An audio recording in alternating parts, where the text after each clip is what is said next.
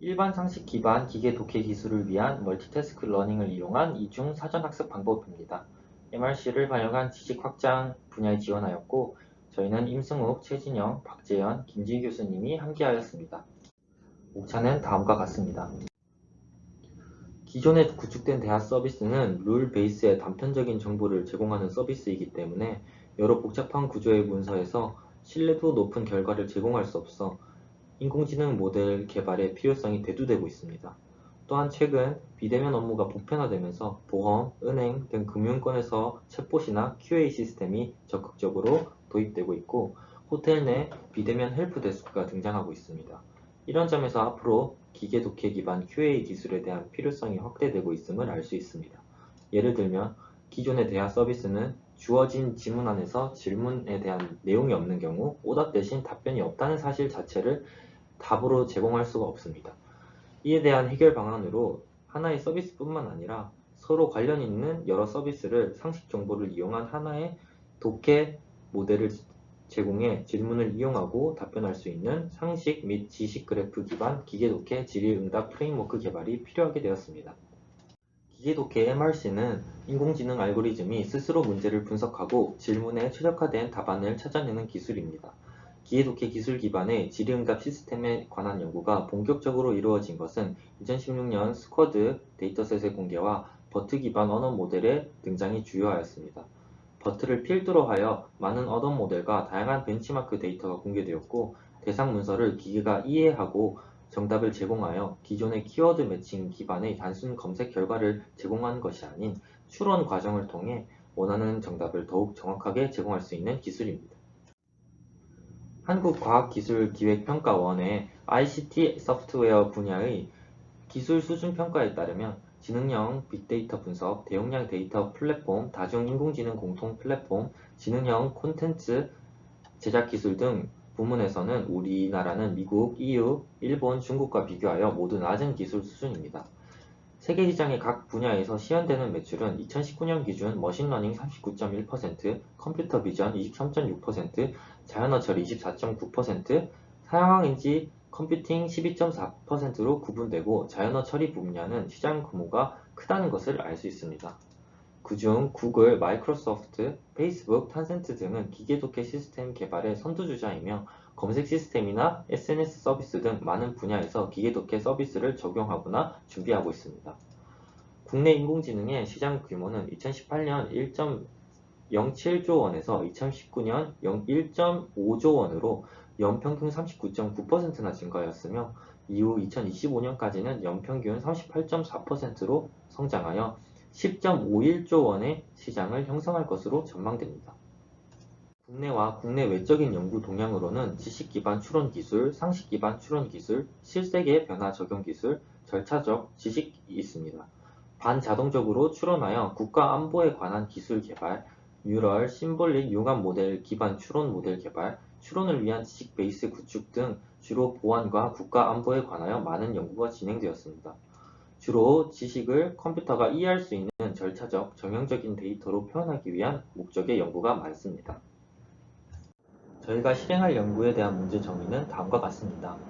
다양한 문서에 적용시킬 수 있는 MRC 프레임워크를 만들어 사용자가 원하는 질의응답을 할 수 있는 모델 구축, 여러 텍스트로 이루어진 문서를 웹, 지문, 매뉴얼과 같은 곳에서 추출해 토커나이저를 통해 파싱하는 작업을 거치며 이를 MRC 엔진을 이용하여 모델이 이해할 수 있는 지식 형태로 추출, 독해 모델을 효율적으로 학습시키기 위한 이중 사전 학습 방법과 배치 샘플링, 로스 스케일링 등 여러 학습 방법 개발, 기존 상식을 내포하는 질의응답 데이터셋을 이용해 상식 기반 질의응답 모델을 만들고, 이를 검증된 상식 기반 데이터셋으로 평가, 총 4가지로 이루어지며 이에 기대되는 예상 효과는 다음과 같이 3가지가 있습니다. 종래 기술인 기계 독해 기반 질의응답 방법 및 기기는 사용자의 질의를 수신하여 가장 관련이 높은 문서를 선택하고, 그 문서에서 가장 관련이 높은 문장을 답으로 선택하여 사용자에게 제공합니다. 수용적으로 답의 후보를 검색하는 과정에서 기설정된 규칙을 활용하여 정답인지 아닌지를 판단하는데 특정 임계값을 사용한다는 점에서 정답에 대한 신뢰도가 낮을 수 있습니다. 또한 상식 기반의 지식과 같이 지문에 명시되어 있지 않은 정답을 제공할 때 상식에 반한 내용이 있을 수 있기 때문에 정답의 유효성 또한 낮을 수 있습니다. 우리의 개발할 모델인 상식 기반 기계 독해 질의응답 인공지능 모델은 딥러닝 기반의 대용량 데이터를 학습한 모델을 통해 정답을 유추합니다. 추가적으로 새로운 학습 방법을 통해 상식 기반의 지식 모델을 주입시켜 보다 신뢰성과 유효성이 높은 정답을 생성해낼 수 있습니다. 6월부터 시작한 저희 연구에 대한 간트 차트는 다음과 같습니다.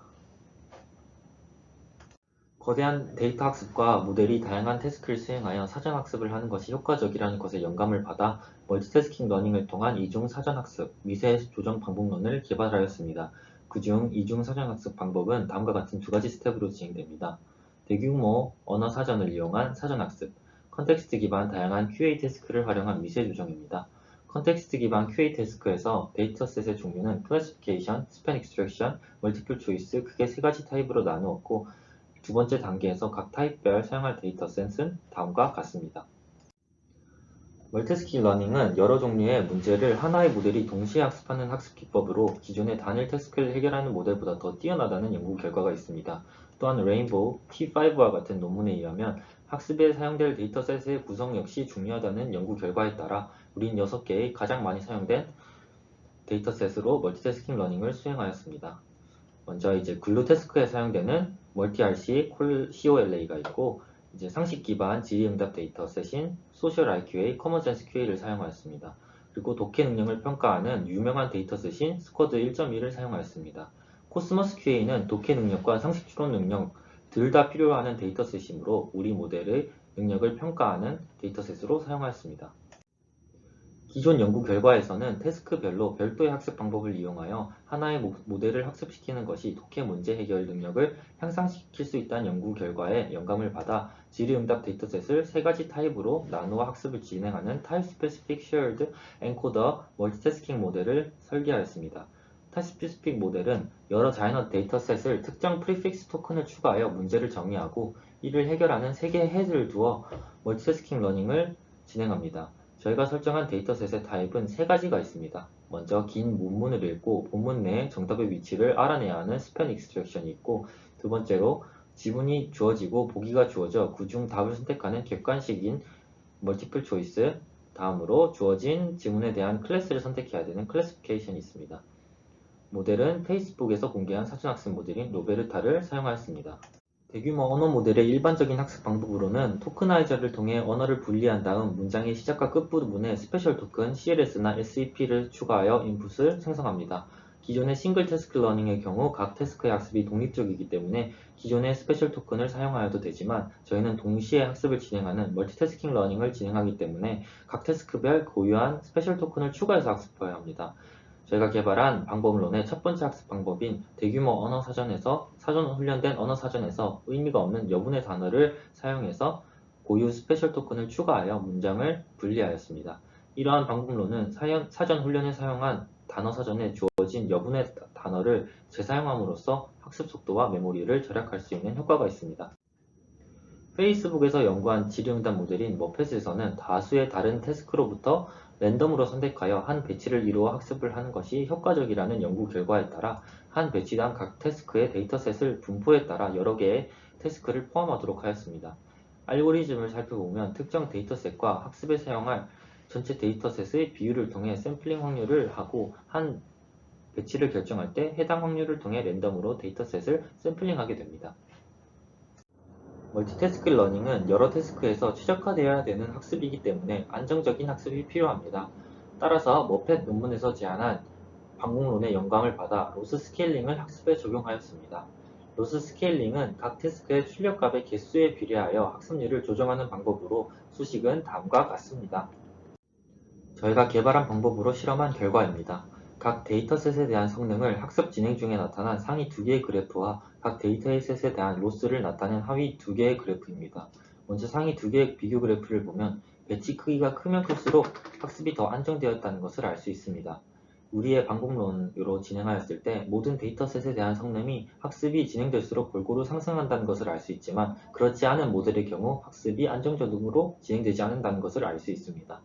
하위 2개의 그래프의 경우 로그 스케일링에 대한 그래프인데 이를 적용하지 않는 모델의 경우에는 학습이 특정 데이터셋 스쿼드에서만 많이 진행되는 것을 알 수 있고 로그 스케일링을 통한 학습 방법은 전체적으로 학습이 된다는 것을 알 수 있습니다.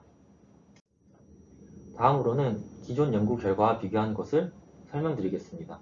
먼저 기존 방법론인 단일 태스크를 통해 학습하는 방법은 성능 변화가 빠르지만 대신 학습이 안정적이지 않고 빨리 세츄레이트 된다는 단점이 있습니다.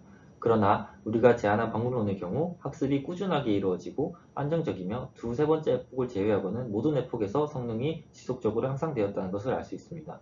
결과적으로 기존의 방법론보다 성능이 약 2% 좋아졌다는 것으로 일반화 성능이 향상되었다는 것을 알 수 있었습니다. 이때까지 수행한 연구 결과를 기반으로 이뤄낸 연구 성과는 다음과 같습니다. 먼저 AAAI 2022에 논문을 제출하였고 특허 출원을 한 건 하였습니다. 또한 두타 위주 기업의 노하우 기술 이전을 하였습니다.